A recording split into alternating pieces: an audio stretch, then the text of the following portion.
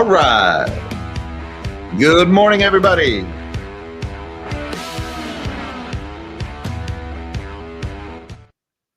Good morning, all you magnificent melonheads of the world, and happy Friday, everybody. Today is February 28th, 2005, last day of the month, and the top story this morning is inflation once again.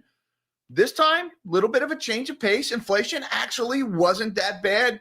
Hey, before you guys jump down my throat, I just report what the numbers are that is reported. I don't come up with them. So, I know I'm going to get the comments down below. Oh, government numbers are BS. How can you report this government propaganda?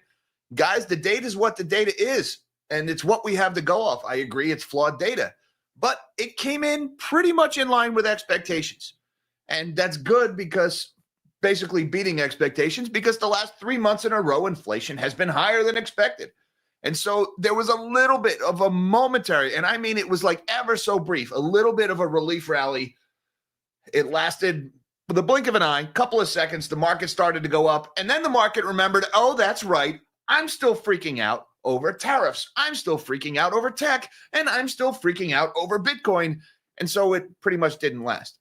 Now, futures are up this morning, but they're up relative. We've been negative for a while. The NASDAQ has actually dropped like 1,500 points from its highs over the last couple of days. So this bloodbath in tech, I don't know, are we going to be one of these like buy the futures in the morning and then slowly bleed out through the course of the day, repeats of what we've had for the last week? Seems to be what we've been doing here. Now, let's talk about Bitcoin for a second. Bitcoin got clobbered last night, dipped below $80,000. We were at 79 and change for a while there. The last I looked, we were back above 80,000, but there's a lot of volatility happening in Bitcoin here. Bitcoin lost the 200-day moving average. That was the last support standing between the current levels and the high 60s. So I think that's probably where we're heading if something doesn't change here soon.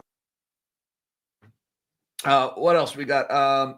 Look, I think when it comes to Bitcoin, there's a lot of people who are just like, oh, it's backed by air and it's nothing, and Michael Saylor's a crook and all that other stuff. You know, like that underlying story has always been there. But I think what's really going on here is we have a market that is de-risking and deleveraging. And I think all of these stories that we see going on simultaneously today, you can chalk up to de-risking and deleveraging, Bitcoin being one of them. One of the reasons for this de-risking and deleveraging is tariffs. We're seeing a lot of tariff talk again. It's the top story on all the financial media outlets this morning. President Trump is reiterating March 4th, 10% additional tariffs will go into effect for China. There's already 15%, so now they're going up to 25. Also, 25% tariffs on Canada and Mexico will go ahead on March 4th. And I'm just sitting here like, holy crap, that's only 4 days away because February is a short month. Man, February blew right by, didn't it? That month went fast. Also, President Trump is reiterating that April tariffs, those reciprocal tariffs, will go into effect. I believe April 2nd is when that happens. It could be the 1st. Don't quote me on that.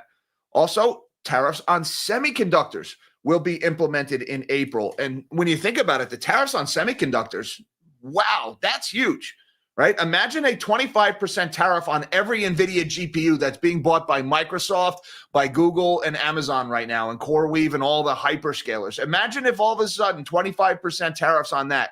These companies are already starting to shake and wobble a little bit about their CapEx spending plans. The market is already up their butts about how much money they are just lighting on fire in this great game of CapEx chicken where whoever blinks first loses.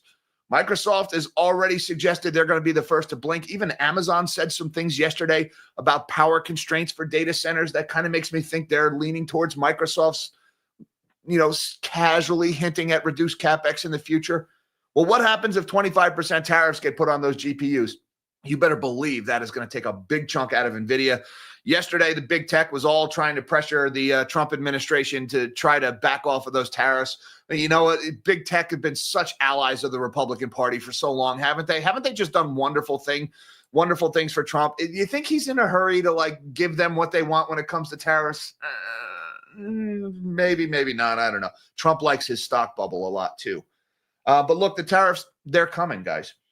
Also, speaking of tariffs and speaking of imports and the trade war with China, big story yesterday, didn't get a lot of coverage. It popped up on Bloomberg last night. Nobody's talking about it this morning except for nobody. 9 people arrested in Singapore last night. 3 have been charged with fraud. There was raids all over the city country because of fraud surrounding smuggling of Nvidia servers into China via Singapore. What? Oh my God, that thing that isn't happening. It happened again. Hey, all you Nvidia and SMCI bros who told me I was full of it when I ran that video showing pictures of entire warehouses full of Supermicro servers for sale in China. So obviously that there was so much export control violations going on, a blind man could see it. Yeah, blind man could see it, but the AI bros could not. Well, Singapore police just conducted raids all over the place. Go figure, it was a country called Luxuriate Your Life, was the company that was buying servers claiming to be the end user, but they were really just shipping them on to China. Has anybody ever heard of the great hyperscaler Luxuriate Your Life, PTE? Oh, no, you haven't? You haven't heard of them? Well, then if you work at Supermicro or if you work at Nvidia and you get a great big giant purchase order for GPUs or servers shipping to Singapore for a company called Luxuriate Your Life claiming to be the end user, isn't it pretty obvious that that is not the end user? And isn't it pretty obvious that that is an export controls violation?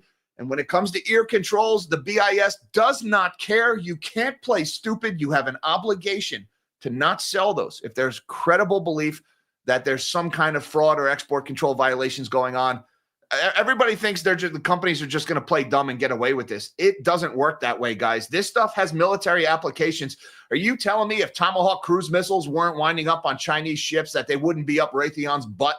Are you kidding me? You think Raytheon would just be like, well, we sold them to the distributor. We don't know how they ended up on Chinese warships. No, when the military and the export controls are involved, it just doesn't work that way, guys. Sorry. Also, interesting story. China's tech czar just disappeared. Shout out to my moderator, Mish, caught that one. Bizarre story. It was about a month ago. The guy fell out of public life, and now China just casually announced that they replaced him. Does this have something to do with DeepSeek? Could this possibly be related to the export controls and all this AI espionage going on between China and Singapore? I don't know. But we'll talk about that one real quick. And last but not least, we got Dell earnings today. Well, not last but not least, but Dell earnings came in. The earnings were great. The forecast was great. Big numbers for Dell. Here's the problem. Their margins keep getting compressed. And the AI server business has very tight margins. The market did not like the fact that Dell announced their margins were going to shrink by a further 100 basis points in the coming quarter. So Dell stock is getting punished here. And also those compressed margins getting compressor. That's something you SMCI bros might want to keep an eye on, because remember, if the margins are so tight and there's even a tiny little bit of accounting fraud going on, which there's a huge bit of accounting fraud going on at Supermicro, but if the margins are tight, then it doesn't take a lot of fraud to totally wipe out all of those prior earnings. And I'm telling you, that restatement, it is coming, even though BDO just rubber stamped the sign off. And last thing I want to talk about is orange juice futures. And again, we're going to come back to this theme of de-risking and deleveraging. What can orange juice futures tell us about tech, about gold, and about Bitcoin? Well, we're going to talk about that one here. Another one my moderator, Mish, found today. A lot of good stuff, Mish. Thank you, sir. Why don't we shrink my big melon of a head and let's see what's going on in markets today, shall we? And by the way, don't forget that like button and subscribe. It's written right there on the mic, so the mug. You pretty much have to.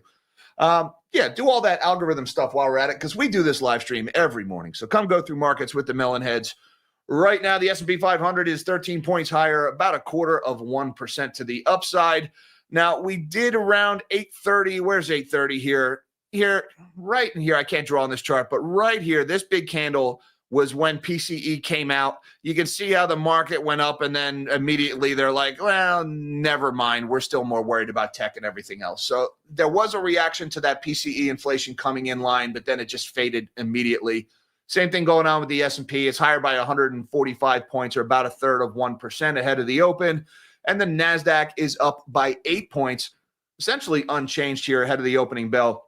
I see nothing to make me think that the recent sell-off is going to end today. It's looking a lot like it's looked the last couple of mornings. You notice we've had a lot of bull thumbnails over the week. That's because the futures have been green, and then stocks have sold off through the course of the day. Looking over at the DXY, we have got 107.35. That's higher by about 6 basis points this morning. Not a lot happening in the dollar today, but we had a significant strengthening in the dollar yesterday. That was important, putting some downward pressure on stocks. Again, the market is de-risking, so we're seeing a stronger dollar.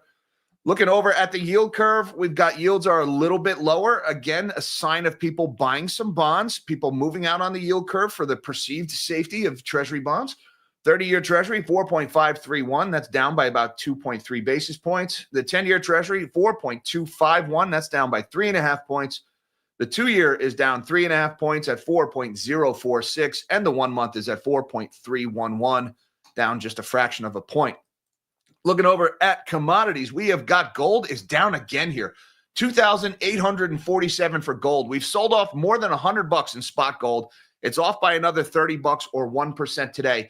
Guys, I'm going to talk about gold when we get to this article about orange juice futures. I'm going to talk about what I think is going on with gold. The story about the drain from London is still happening, but I think there's other things that are controlling the price, at least in the short term here. But I do think gold still looks good long term. Spot silver, meanwhile, $31.02. That's down by about 23 cents or 0.75%. So metals are selling off. Commodities are down pretty much across the board this morning. Copper's down 1.5%. Platinum's down 1.75%. Palladium is down about 0.9%. And April WTI crude oil futures, $69.53. That's off by about 82 cents or 1.2% lower this morning. And speaking of commodities, Bitcoin, yikes, Bitcoin had a rough day yesterday. Look, we dipped really low last night. Where'd we go? We went to $78,167 last night. Bad morning for Bitcoin. Interestingly enough, though, there's some buying going on right now. This all just happened in the last couple of minutes. We're fighting for that 200-day moving average here, shown in red.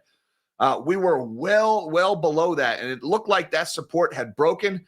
And if we break that support of the 200-day moving average, we're heading back to the high 60s, guys. And, I was about to say we're bound to the high 60s, but it looks like the retest of the 200-day moving average is in progress. So we're going to hold off on that call for right now, but Bitcoin is at a very important technical inflection point here as the market continues to de-risk. And when it comes to risk assets, I mean, unless you want to get into the realm of the obscene, like meme coins and altcoins, Bitcoin is pretty much as risky as you can get, all right? I mean, there's derivatives and all that other crap that the fancy guys get into. And then there's the, like, lottery ticket scratch-offs of the meme coins. But Bitcoin is as far out on the risk curve as I get. And we got this one this morning. Bitcoin down 25% from all-time high as crypto rout worsens. A rout in Bitcoin deepened on Friday as investors rushed to safe assets in the wake of President Trump's latest tariff threats, marking a dramatic reality check for one of the most popular Trump trades. I don't think tariffs is what's driving Bitcoin here, guys. I think this is just a general de-risking going on in markets. It's possible somebody is blowing up. There's tight liquidity in the crypto market. We had $1.5 billion disappeared with that Bybit hack, and I think we're still looking at the fallout from that. That being said, I'm not sure this is crypto winter just yet. There are some signs of crypto winter, but it seems a little early to me. The cryptocurrency tumbled as much as 7.2% on Friday to the lowest level since November. It's down some 27% since it hit an all-time high less than six weeks ago.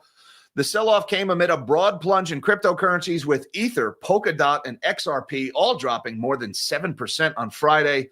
The last time we saw sentiment like this was 2002, said Caroline Bowler, CEO of Bitcoin Markets Play Ltd., referring to crypto winter when prices plummeted amid rising interest rates and industry woes. The tanking can be viewed as a response to macro fears on Trump's tariffs and geopolitical uncertainty. Guys, I think this is Trump goggles. I really don't think tariffs is what's driving Bitcoin. I think the market is just deleveraging. And where do you find more leverage than crypto, where it's like leverage on top of leverage on top of leverage? That's what I think is going on here. Yeah, tariffs might be contributing, but I think this is just Bloomberg, where everything bad has to be because of Orange Man, because of their political leanings, to be honest with you. And I also think there's definitely liquidity stress going on in the crypto market. Somebody may be on the brink of blowing up, but I also think it's too early to cry crypto winter. If you go by the previous halving cycles, crypto winter doesn't set in for a couple of more months, sometime between August and October. So I wouldn't be surprised to see Bitcoin recover here. That being said, crypto winter is coming at some point. So if you guys are out on leverage, be careful. That's all I can say. And speaking of tariffs, Trump vows all necessary measures against China vows all necessary measures against new U.S. tariffs. Against everything leads to Trump and Bloomberg these days. China warned it would hit back at Donald Trump's trade threats after the U.S. president unveiled additional tariffs on Chinese imports, raising the risk of tensions spiraling between the world's largest economy. If the U.S. insists on having its own way, China will counter with all necessary measures to defend its legitimate rights and interests, a spokesman for the Chinese Ministry of Commerce said on Friday in response to the last round of tariffs. The department previously vowed to take corresponding steps. Well, strong words, corresponding steps and necessary measures. They're really going out on a limb there. Beijing's reaction comes hours after Trump announced an additional 10% tariff would take effect on March 4th, citing drug flows from North America's neighbors at very high and unacceptable levels and China's alleged role in its supply. I don't think it's alleged. I think it's common sense that this stuff is coming from China via Canada and Mexico. The new levies follow a previous 10% duty implemented earlier this month and represent part of Trump's broad salvos that span technology and investment. Now, look, the tariff threat, when it comes to tariffs, I think the biggest risk, at least to the stock market, maybe not necessarily the economy, but the biggest risk to the stock market is definitely those April tariffs on semiconductors. That could throw a monkey wrench into this AI bubble, and you better believe that could crash the stock market. The 10% tariffs on China that go into effect on March 4th, yeah, that will probably hurt the economy more than the stock market. The tariffs on chips will hurt the stock market more than the economy. I'm sure somebody is going to call me out on that, but I just don't want to explain the difference between the stock market and the economy at this point. All right. Now, speaking of trade war, this is a big one here. All right. That thing that isn't happening, it just happened again. 3 men charged with fraud, cases linked to alleged movement of Nvidia chips. The men were among 9 people arrested during raids by police and Singapore customs. You will not hear a lot about this in the mainstream press today, guys, because they don't want this story to be true. They all know this story is true. I have been pointing this out. Kakashi has been pointing this out. Several others have been pointing this out. The press has been telling everybody, don't listen to us, but it's been happening. It has so obviously been happening. But nope, stock bubble number go up. 3 men on Thursday charged with fraud after authorities raided 22 locations the day before. This was not just one guy was doing a thing. 22 locations raided, 9 people arrested, 3 charged with fraud. CNA understands the cases are linked to the alleged movement of Nvidia chips. The raids come on the back of media reports that said intermediaries in the country were involved in the illegal movement of Nvidia chips to China, bypassing U.S. export controls. The 3 were among 9 people arrested during raids by the Singapore police force and Singapore customs. Documentary and electronic records were seized. Guys, this was Singapore cops. This was not the FBI. This was not the BIS. This wasn't U.S. authorities. This is Singapore caving to pressure from U.S. authorities. The FBI stuff comes later. 2 Singaporeans, Aaron Woon Guo Zhai, 41, and Alan Wei Xiaolun, 2 people whose names I just butchered, were charged with criminal conspiracy to commit fraud on a supplier of servers. Now, they keep saying a supply of servers here. Police were unable to confirm that this was obviously Supermicro that was doing this, because all of those pictures I showed you guys in that video about China's export control violations with Nvidia and Supermicro, they were all Supermicro servers sitting in those warehouses in China. So I'm going to go out on a limb here and say it was, police are unable to confirm it was obviously Supermicro. They allegedly made false representations in 2024 that the items would not be transferred to a person other than the authorized ultimate consignee of end users. Chinese national Li Ming, 51, was charged with committing fraud by false representation. According to charge sheets, he allegedly claimed in 2023 that the end user of the items would be a company called Luxuriate Your Life. And who's Luxuriate Your Life? Nobody knows. Nobody's ever heard of this company, because I was looking around at them last night. There are traces of them existing, but other than that, freaking nothing. Like, there was one person on LinkedIn who said they worked for Luxuriate Your Life. They deleted their account yesterday, so that's gone. Look, when the PO comes in and it's from a company nobody has ever heard of, and I think, who was it? My buddy Kakashi pointed out, they're like a luxury clothing retailer. When a luxury clothing retailer signs off that they're the end user of an AI server, it is obviously not true. And whoever sold them the servers, which police couldn't confirm was definitely Supermicro, has an obligation to not make that sale when that obvious fraud is happening. That's how export controls work. You can't just say, well, they lied to me and I can play stupid. That doesn't work when it comes to export controls. And so there you go, guys. Another case. This is the first of many. You're going to hear a lot more about this in the future. And another weird one, China abruptly replaces tech czar behind AI and chip push. This is another guy who has been disappeared and is probably being re-educated. I don't know why, but this, in the context of the trade war and the tariffs on chips and all the espionage going on with AI, this one jumped out at me. China has abruptly replaced the nation's tech czar who oversees Beijing's efforts to build a world-class cutting-edge chip industry and rival the U.S. as a high-tech superpower. Jin Zhuanglong, another man whose name I butchered, is a 60-year-old aerospace expert, is no longer listed as party secretary of the Ministry of Industries and Information Technology after he disappeared from public view last December, fueling speculation about his position. The Chinese tech minister just up and disappears. That's interesting. Put a pin in that one. We might be back to that at another time. All right, let's shift gears a little bit to earnings. Dell's AI server sales outlook fails to ease profit worries. Now, the company reported really good numbers, but it was those profit margins that are really dominating the trading this morning. Dell Technologies gave a strong outlook for sales of servers optimized for AI, though investors remain concerned about the profitability of these products. For the year ended January 2026, Dell expects to ship $15 billion worth of AI servers. That's roughly a 50% jump over the $9.8 billion it shipped in the fiscal year ended January 31st. So look, server revenues are looking great here. The need for computing and AI, all that bubble talk. Dell's backlog for AI servers jumped to $9 billion at the end of the fourth quarter after deals with Elon Musk's xAI and other customers, said COO Jeff Clark. Earlier this month, Bloomberg reported that Dell was securing a $5 billion server order with Musk's startup. But still, Dell said its gross margin in the fiscal year will decline 1 percentage point from a year earlier. AI hardware has squeezed the company's profitability, largely due to the need for expensive chips from Nvidia. On a call with analysts Thursday, Dell executives were asked multiple questions about how AI servers impact the company's profit margins, of which there are very little. While server deployments with Nvidia's newest Blackwell chips are low margin, Dell will be able to sell higher margin products such as storage along with the servers, Clark said during the call.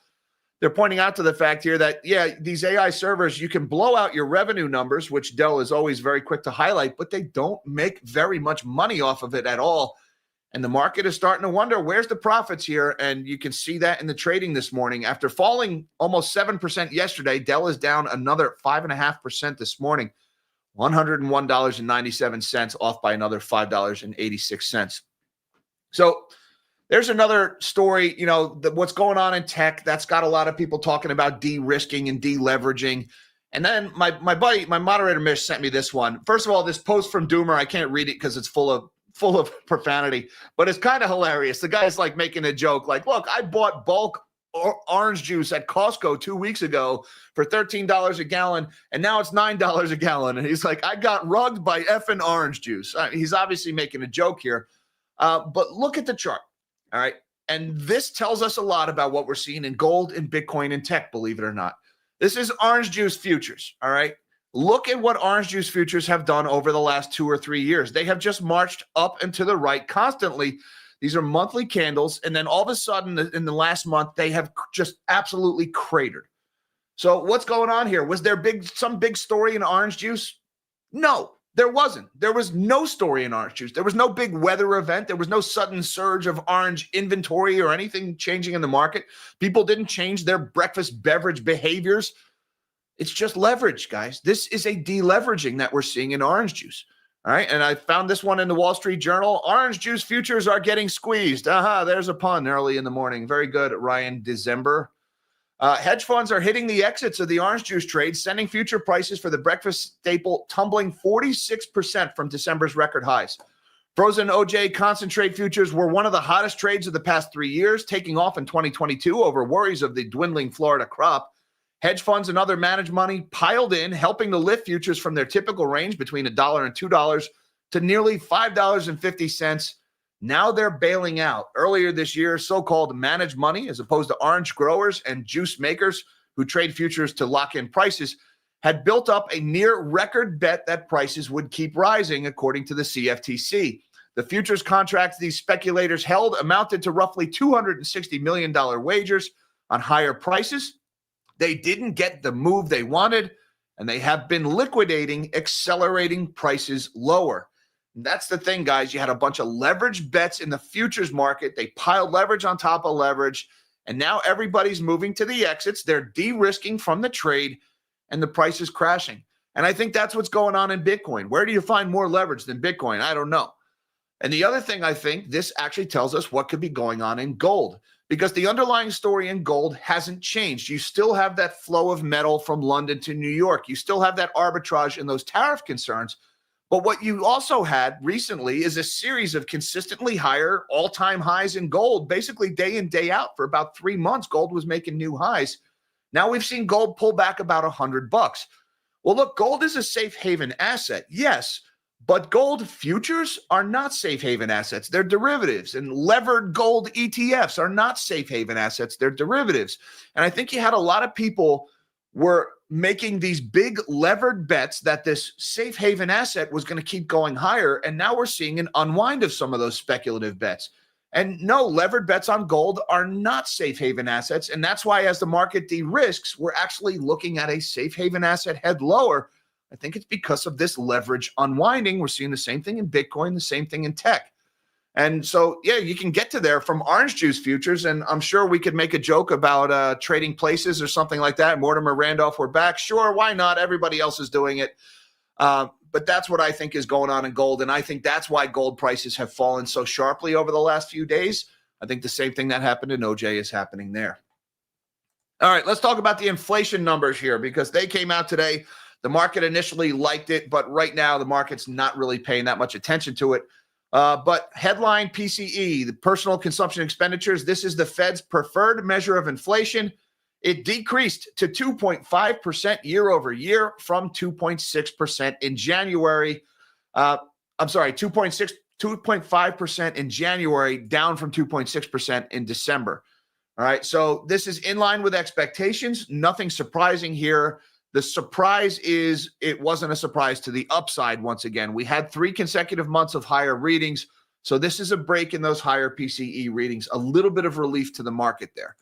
On a month-over-month basis, PCE came in at 0.3% for January. Again, that is in line with expectations and flat from a month earlier. So no change in the headline monthly inflation. Again, that's a big relief to people, although it's still elevated. 0.3 monthly is still pretty high. Now let's talk about core PCE, which strips out volatile food and energy. Core PCE, let's do the year over year number first. Core PCE came in at 2.6% for the month of January. That is in line with expectations and down rather sharply from 2.9% in December. All right, so that's a little bit of relief there, that big drop in core PCE. The market, I think, likes that one. Now, on the monthly basis, though, not so much. Core PCE month over month increased to 0.3%. Now, that was in line with expectations, but it was also up a little bit from the 0.2% in December and the 0.1% in November. So, look, not a whole lot of takeaways from this inflation. I think it was basically in line with expectations is the way you want to look at it. Now, if you want to focus on core inflation, you might be able to say, well, the year-over-year number dropped substantially, but then you could go say, but the month-over-month number went up. Honestly, unless you're really splitting hairs, PCE was kind of a no, never mind kind of story this morning. And the market initially had a little bit of a reaction to it, but now it's not really, it's not enough to change the direction of what markets have been doing recently. And I just want to say thank you very much to Mr. Krusty White Bread, who says, what does Bitcoin have to hit for MicroStrategy's margin call? You know, Mish and I were talking about this very subject on our phone call this morning about a margin call for Sailor. Short answer is I don't know. Long answer, let me give you a little bit of data here. MicroStrategy's average buy price is something like 68,000, I want to say. It's in the mid 60s, mid to high 60s is the average price that MicroStrategy has bought their Bitcoin for. All right, so MicroStrategy is still way up on their Bitcoin. Now, they bought some at 105. They bought some at 99. So some of their recent purchases they're down on.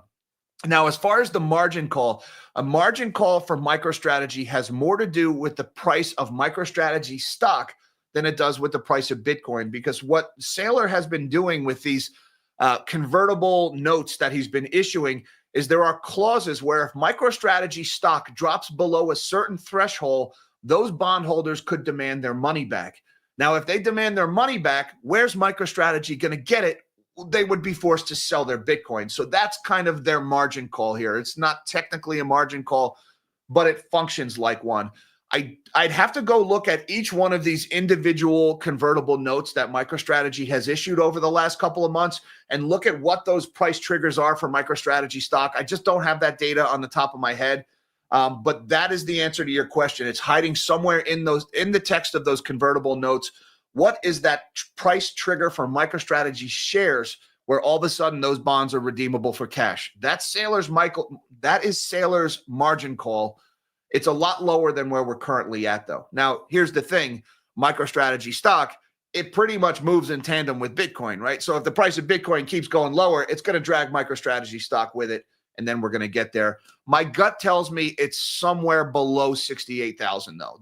And honestly, where we're at right now, kind of flirting with this 200-day moving average, if we break this level, that's probably where we're headed. So MicroStrategy blowing up is not off the table, but we're still a long way from that happening as it stands right now. Very good question, Krusty Whitebread. Thank you, sir, for supporting the channel. And thank you for being a member for 8 months. Innovative, sustainable solutions. What's going on? Thank you, sir, for the generosity. I appreciate that very much. He says, had the confidence to open an aggressive Nvidia short position lately, thanks in part to the stellar investigative journalism you do. Keep looking out for the little guy, Jack. Well, thank you very much, ISS, first of all, for the generosity. Let me just throw the disclaimer out there. I am not currently, nor have I ever been short Nvidia financially, all right? I've been making the bear case for Nvidia, but I am not willing to stand in front of that train and bet my life it's going to stop, all right? I'm also not short Supermicro, so I just want to throw that out there, guys, all right? I generally don't really trade about the stocks I've changed. I've done very little trading for the last year and a half. I've bought gold, silver, and Bitcoin and T-bills. I mean, I have been ultra conservatively positioned. You could argue the Bitcoin trade was risky, but I just nibble a little bit every week. I haven't been doing a lot of trading because I don't believe this market has anything resembling price discovery.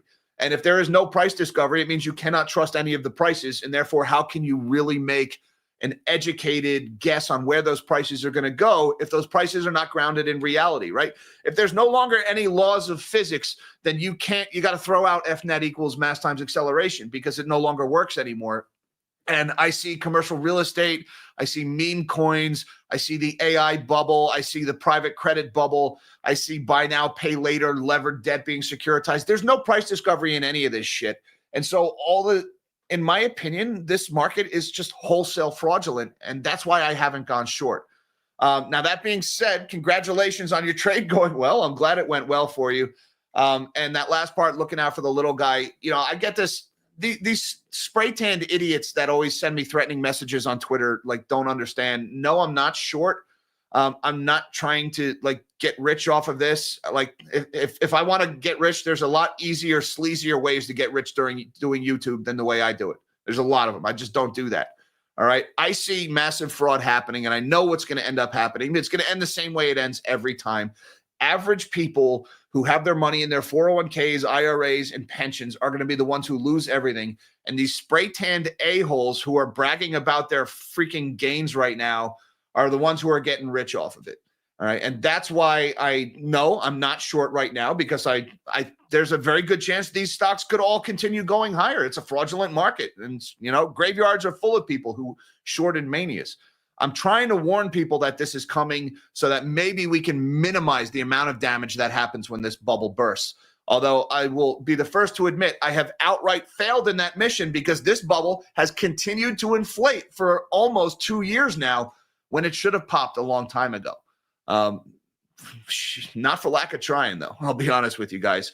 But look, when you have a media that is going out of their way to say, don't listen to this guy, which is what the press did. I mean, almost every mainstream financial news outlet told people don't listen to Jack without saying the word Jack. So, what are you going to do when you're up against that on your YouTube channel, I guess? Thank you, Innovative Sustainable Solutions. I'm glad that trade worked out for you. Just be careful shorting a mania. That's the only thing I'd throw out there. Be careful shorting a mania. You could be right and still lose everything. Thank you, Hunt and Cover, for being a Melonhead member for 12 months. He says, my friends in Mellonville like Bitcoin. Respect. Look, I like Bitcoin. I don't do altcoins. I don't do meme coins. I like Bitcoin because of what it represents, a currency that the government cannot manipulate and that has no Federal Reserve, that it can arbitrarily increase the supply of. That being said, I don't like a lot of what I have seen in Bitcoin recently. I don't like traditional finance getting involved. I don't like the idea of ETFs. I don't like BlackRock having the ability to manipulate price by using other people's money to accumulate huge stakes in it. I'm worried about sailors' leverage, right? These are all the things that make traditional finance so dangerous, creeping into Bitcoin. So that's a tide you got to be cognizant of and be wary of. That being said, in the grand scheme of things, Bitcoin is still very young. It's not the ground floor anymore. Maybe it's like the second floor, the third floor, but this tower has a lot of floors. So I think it's still pretty early on Bitcoin. Be careful, guys. Prepare for winter. It's coming. Thank you, Hunt and Cover, for the super chat, sir. Uncle Fedster says, happy economic blackout Friday. Here's a bit of protest money for you. Economic blackout. Is this because are we getting close to the Federal Reserves, to their March FOMC, and so we can't talk about anything? Is that what economic blackout Friday means? I don't know, guys. But, I'm starting to hear a lot of talk about options expiration in March. Just be careful. I got to study a little bit more about that. I guess there's some historical precedent that options expiration from February to March is historically a very treacherous time. I got to go backfit that and look at that trend and see if that's true. But some of the people that are talking about this are making some pretty convincing arguments. I'm not going to lie. But thank you, sir, for supporting the channel. I appreciate it, Uncle Fedster. And M&J says, hit those likes, click subscribe, ring the bell, find our Discord link under video, and be awesome. And my buddy Mish is probably having a blood pressure spike right now with all those all caps. But thank you so much, M&J, for everything you do for the channel, for all the good vibes, and for the super chat, pumping the algo feel goods. Yes.